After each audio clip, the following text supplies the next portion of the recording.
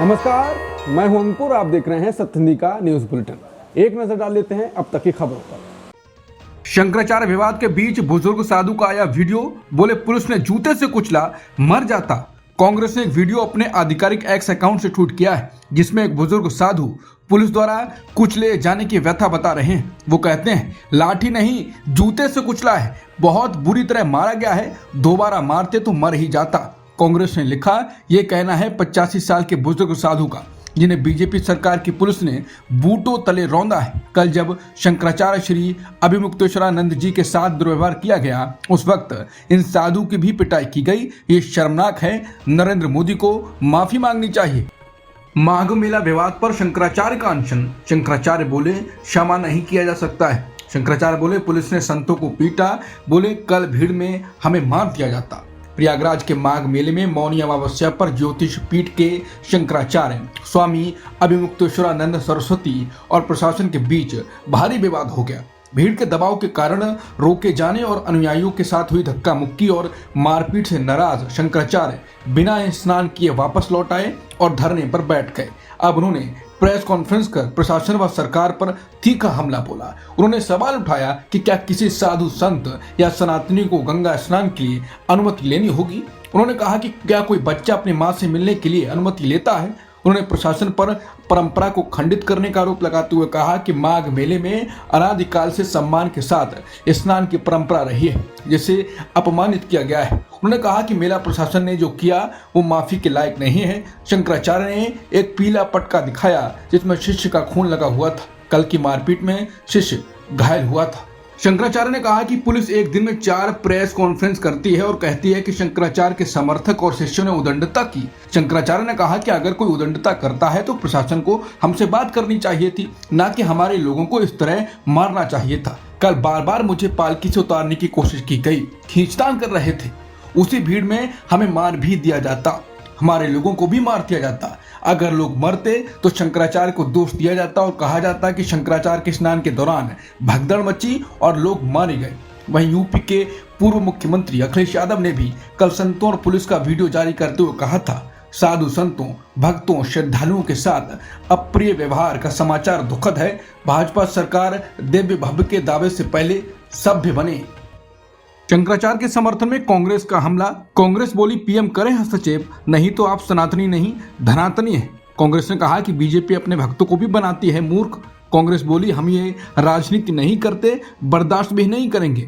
कांग्रेस ने कहा कि नरेंद्र मोदी ना काम क्या है ना राम क्या है। रागिनी नाइक बोली हिंदू मोदी और योगी से खतरे में हैं। माघ मेले में संतों के साथ मारपीट और अपमान पर कांग्रेस ने प्रेस कॉन्फ्रेंस की है। कांग्रेस ने कहा कि शंकराचार्य स्वामी अभिमुक्तेश्वरानंद जी के साथ जो दुर्व्यवहार किया गया है उससे हम सभी दुखी हैं। इस घटना के बाद से शंकराचार्य जी अनशन पर बैठे हैं, लेकिन सरकार में किसी को फर्क नहीं पड़ रहा है। कोई और सरकार होती तो शर्मसार हो चुकी होती। मोदी सरकार ने शंकराचार्य स्वामी अभिमुक्तेश्वरानंद जी के खिलाफ पूरी ट्रोल आर्मी झोंकती है, क्योंकि वो इनके सामने नतमस्तक नहीं होते। राजा के सामने संत नतमस्तक नहीं होते, संत के आगे राजा नतमस्तक होता है। ये जो शर्मनाक घटना हुई है इसके खिलाफ प्रधानमंत्री को हस्तक्षेप करना चाहिए, वरना आप सनातनी नहीं धनातनी ही थे और यही कहलाएंगे। कांग्रेस ने कहा कि बीजेपी सरकार में हर जगह कुव्यवस्था का आलम है। माघ मेले में शाही स्नान की परंपरा पुरानी है, जिसे आज तक ना अंग्रेजों ने रोका ना मुगलों ने रोका। इस स्नान को उन्होंने रोका जिसके नाम पर पिक्चर बनी थी नमक हराम। शाही स्नान करने से शंकराचार्य को एक ऐसी सरकार द्वारा रोक दिया गया जो मोहन भागवत को Z+ सिक्योरिटी देती है। शंकराचार्य को उनकी पालकी पर नहीं जाने दिया गया। क्या मोहन भागवत शंकराचार्य से बड़े हो गए? Z+ सिक्योरिटी, 50 गाड़ियों का काफिला, आखिर कौन है मोहन भागवत? कांग्रेस नेता पवन खेड़ा ने कहा, ये धर्म के पीछे छिपकर सबको मूर्ख बनाते हैं और सिर्फ अमीरों का ध्यान रखते हैं। ये वो लोग हैं जो शंकराचार्य जी के शिष्यों को बाल खींचकर घसीटते हैं, जिसे देख मन में पीड़ा होती है। हम धर्म की राजनीति नहीं करते हैं और ना ही इसे बर्दाश्त करेंगे। मौनी अमावस्या का शाही स्नान एक अखंड परंपरा है, इसमें असुर विघ्न डालते हैं, ये इंसानों का काम नहीं है। कांग्रेस नेता पवन खेड़ा ने कहा कि हर धर्म कर्म की बात करता है। हिंदू धर्म में कर्म पर विशेष ध्यान दिया जाता है, लेकिन मोदी सरकार को अपने कर्म से डर नहीं है। ओडिशा में पुलिस स्टेशन के बाहर बीजेपी के लोग बैठकर हनुमान चालीसा पढ़ते हुए मांग कर रहे थे कि जिसने मुसलमान को मारा है उसे रिहा करो। उदयपुर में कन्हैयालाल जी की हत्या कर दी गई थी। उस समय मुख्यमंत्री रहे गहलोत साहब ने उनके दोनों बच्चों को नौकरी दिलवाई और केस एनआईए को सौंप दिया, लेकिन अभी तक कन्हैयालाल जी को न्याय नहीं मिला। ये ना काम के हैं ना राम के हैं, ये सिर्फ सत्ता और धन के हैं। बीजेपी का यही असली चेहरा है और इसका बेनकाब होना जरूरी है। बीजेपी मूर्खों को अपना भक्त बनाती है और अपने भक्तों को मूर्ख बनाती है, इसके अलावा इन्हें कुछ नहीं आता।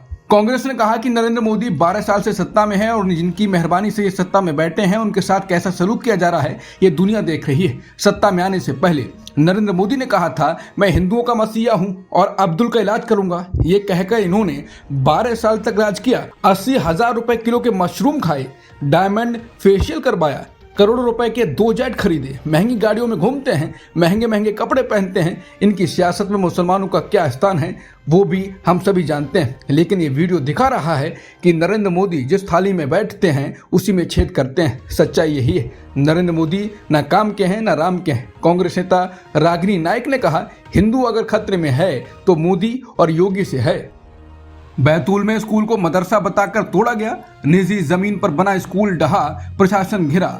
अब्दुल बोले ये बच्चों का भविष्य था, अब स्कूल नहीं खोलूंगा। दैनिक भास्कर की रिपोर्ट के अनुसार मध्य प्रदेश के बैतूल जिले में पुलिस और प्रशासन की कार्रवाई को लेकर बड़ा विवाद सामने आया, जहां एक स्कूल की इमारत को मदरसा बताकर बुलडोजर से गिरा दिया गया। ग्राम पंचायत के निवासी अब्दुल नईम ने गांव के बच्चों को अच्छी शिक्षा देने के लिए अपनी जमा पूंजी और उधार के पैसों से एक स्कूल भवन बनाया था, लेकिन प्रशासन ने यह कहते हुए इमारत तोड़ दी कि यहाँ अवैध मदरसा बनाया जा रहा है, जबकि मौके पर स्कूल का ही निर्माण चल रहा था। इस कार्रवाई के बाद मामला राष्ट्रीय स्तर पर चर्चा में गया। कांग्रेस और एआईएमआईएम ने प्रशासन की कार्रवाई का विरोध किया।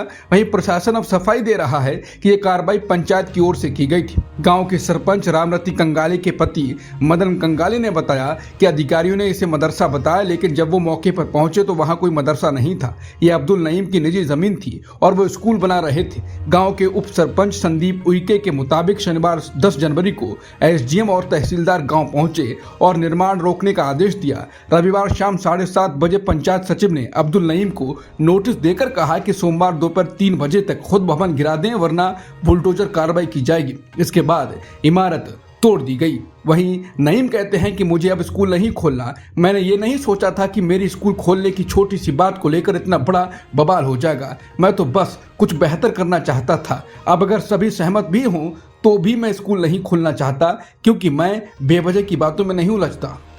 यूएई राष्ट्रपति के लिए मोदी ने तोड़ा प्रोटोकॉल, एयरपोर्ट जाकर स्वागत किया, गले मिले। संयुक्त अरब अमीरात के राष्ट्रपति शेख मोहम्मद बिन जायद अल नाह्यान लगभग 2 घंटे के छोटे दौरे पर भारत की राजधानी दिल्ली पहुंचे। इस दौरान पीएम मोदी ने प्रोटोकॉल तोड़ते हुए खुद एयरपोर्ट जाकर उनका स्वागत किया। एयरपोर्ट पर दोनों नेताओं के बीच गर्मजोशी भरी मुलाकात हुई। पीएम मोदी ने गले लगाया। आगमन के बाद प्रधानमंत्री मोदी ने एक्स पर पोस्ट कर यूएई राष्ट्रपति को अपना भाई बताया। पीएम मोदी ने लिखा कि शेख मोहम्मद बिन जायद की यात्रा भारत यूएई दोस्ती को दी जा रही अहमियत को दर्शाती है और वो उनसे बातचीत को लेकर उत्सुक हैं। आईएमएफ ने बढ़ाया भारत की ग्रोथ का अनुमान। 2025-26 में भारत की जीडीपी ग्रोथ 7.3%। अंतर्राष्ट्रीय मुद्रा कोष यानी आईएमएफ ने भारत की आर्थिक रफ्तार को लेकर अच्छी खबर दी। आईएमएफ ने वित्त वर्ष 2025-26 के लिए भारत की जीडीपी ग्रोथ का अनुमान बढ़ाकर 7.3% कर दिया है। इससे पहले आईएमएफ ने यह अनुमान 6.6% रखा था। आईएमएफ ने जनवरी 2026 की वर्ल्ड इकोनॉमिक आउटलुक रिपोर्ट में कहा है कि तीसरी तिमाही में उम्मीद से बेहतर प्रदर्शन और चौथी तिमाही में मजबूत रफ्तार की वजह से भारत की ग्रोथ का अनुमान बढ़ाया गया है। हालांकि आईएमएफ का कहना है कि अगले 2 साल यानी 2026 और 2027 में भारत की आर्थिक वृद्धि थोड़ी धीमी होकर 6.4% रह सकती है, क्योंकि मौजूदा तेजी अस्थायी कारणों से है। भारत सरकार ने भी 2025-26 के लिए जीडीपी ग्रोथ 7.4% रहने का अनुमान लगाया है, जो आईएमएफ के अनुमान के करीब है। 22 जनवरी से चलेगी Vande Bharat sleeper train. Guwahati Howrah route पर वंदे भारत स्लीप। साल 2019 में शुरू हुई वंदे भारत ट्रेन के बाद अब वंदे भारत स्लीपर ट्रेन अपनी पहली कमर्शियल यात्रा पर निकलने जा रही है। ये ट्रेन 22 जनवरी 2026 को शुरू होगी। रेल मंत्रालय के मुताबिक वंदे भारत स्लीपर ट्रेन को नॉर्थ ईस्ट फ्रंटियर रेलवे चलाएगा। ये ट्रेन गुवाहाटी से हावड़ा के बीच चलेगी और 972 किलोमीटर की दूरी 14 घंटे में तय करेगी। प्रणय रॉय, राधिका रॉय को राहत, इनकम टैक्स नोटिस रद्द, आयकर विभाग पर जुर्माना लगाया हाई कोर्ट ने। दिल्ली हाई कोर्ट ने एनडीटीवी के फाउंडर प्रणय रॉय और राधिका रॉय को जारी किए गए इनकम टैक्स रीअसेसमेंट नोटिस रद्द कर दिया। ये मामला न्यूज नेटवर्क के promoter group RRPR holding private limited से जुड़े एक ट्रांजैक्शन से संबंधित है। बेंच ने टैक्स अधिकारियों पर 2 लाख रुपए का जुर्माना भी लगाया और निर्देश दिया कि प्रत्येक याचिकाकर्ता को 1 लाख रुपए का भुगतान किया जाए। कुलदीप सेंगर को हाई कोर्ट से राहत नहीं, हिरासत में पीड़िता के पिता की मौत का है मामला। दिल्ली हाई कोर्ट ने उन्नाव और पीड़िता के पिता की हिरासत में मौत के मामले में दोषी ठहराए गए पूर्व बीजेपी नेता कुलदीप सिंह सेंगर को बड़ा झटका दिया। कोर्ट ने सेंगर की 10 साल की सजा को निलंबित करने से इनकार कर दिया। जस्टिस रविंद्र दुडेजा ने साफ किया कि सजा पर रोक लगाने के लिए कोई ठोस आधार नहीं बनता, इसलिए सजा निलंबन की याचिका खारिज की जाती है। कोर्ट ने यह भी कहा कि सेंगर लंबे समय से जेल में है, लेकिन सिर्फ देरी के आधार पर राहत नहीं दी जा सकती है। ये देरी आंशिक रूप से इसलिए हुई क्योंकि सेंगर ने अपनी अपील के दौरान कई आवेदन दाखिल किए थे। राहुल गांधी अदालत में पेश नहीं, मानहानि केस में सुनवाई टली, अब 20 फरवरी को होगी। कांग्रेस नेता और लोकसभा में नेता प्रतिपक्ष राहुल गांधी सोमवार को सुल्तानपुर की एमपी एमएलए अदालत में पेश नहीं हुए। उनके खिलाफ मानहानि का मामला चल रहा है, जिसमें उन्हें कोर्ट के सामने अपना बयान दर्ज कराना था। राहुल गांधी के वकील ने अदालत को बताया कि राहुल गांधी इस समय केरल में हैं, जिसलिए वो कोर्ट में उपस्थित नहीं हो सके। कोर्ट ने उनकी गैर मौजूदगी को नोट करते हुए मामले की अगली सुनवाई की तारीख 20 फरवरी तय कर दी। गजा के नाम पर ट्रंप का नया बोर्ड ऑफ पीस प्लान, $1 अरब देकर मिलेगी शांति बोर्ड की मेंबरशिप। भारत पाकिस्तान को ट्रंप ने भेज दिया है न्योता। अमेरिकी राष्ट्रपति ट्रंप एक नया और ताकतवर अंतर्राष्ट्रीय मंच बनाने की तैयारी में है। इसे गजा बोर्ड ऑफ पीस नाम दिया गया है। इस प्रस्तावित संस्था की खास बात यह है कि इसके अध्यक्ष खुद डोनाल्ड ट्रंप होंगे और सदस्यता के लिए देशों को $1 अरब से ज्यादा का आर्थिक योगदान देना होगा। ब्लूमबर्ग की रिपोर्ट के मुताबिक इस बोर्ड का ढांचा संयुक्त राष्ट्र की गजा पुनर्निर्माण योजना से जुड़ा बताया जा रहा है, लेकिन इसके उद्देश्य सिर्फ गजा तक सीमित नहीं दिखते। इस बोर्ड के जरिए ट्रंप एक व्यापक वैश्विक भूमिका निभाने की मंशा रखते हैं। ड्राफ्ट चार्टर के अनुसार इस बोर्ड के पहले चेयरमैन ट्रंप होंगे और वही तय करेंगे कि कौन सा देश इसका सदस्य होगा।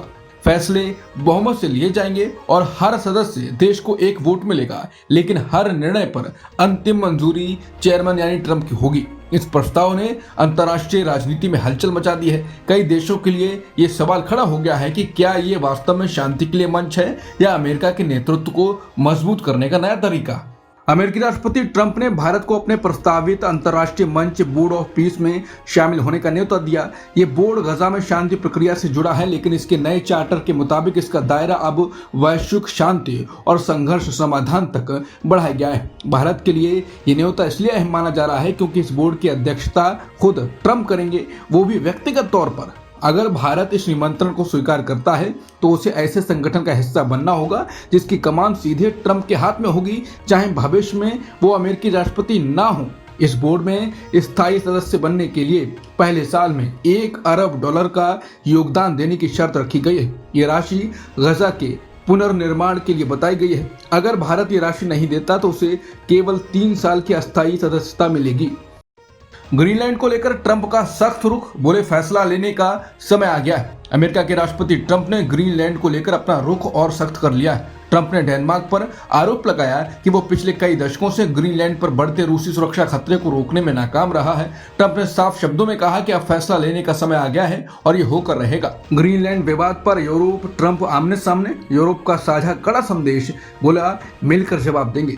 ग्रीनलैंड को लेकर अमेरिकी राष्ट्रपति ट्रंप के कड़े रुख पर यूरोप ने तीखी प्रतिक्रिया दी। यूरोपीय नेताओं ने ट्रंप की उस धमकी की निंदा की है जिसमें उन्होंने कहा था कि अगर देश ग्रीनलैंड पर अमेरिका के दावे का विरोध करेंगे तो उन पर भारी टैरिफ लगाए जाएंगे। Denmark, Finland, France, Germany, Netherland, Norway, Sweden और ब्रिटेन समेत 8 यूरोपीय देशों ने संयुक्त बयान जारी कर कहा कि वो डेनमार्क और ग्रीनलैंड की जनता के साथ पूरी एकजुटता से खड़े हैं। इन देशों ने साफ कहा कि संप्रभुता और क्षेत्रीय अखंडता से कोई समझौता नहीं होगा। यूरोपीय देशों ने चेतावनी दी कि टैरिफ की धमकियां अटलांटिक संबंधों को नुकसान पहुंचा सकती हैं और इससे हालात खतरनाक नीचे की ओर फिसलन की ओर जा सकते हैं। नेताओं ने कहा कि यूरोप किसी भी तरह के दबाव या जबरदस्ती के खिलाफ मिलकर जवाब देगा। अब तक की खबरों में इतना ही। बाकी खबरों के लिए बने रहिए सत्य हिंदी के साथ।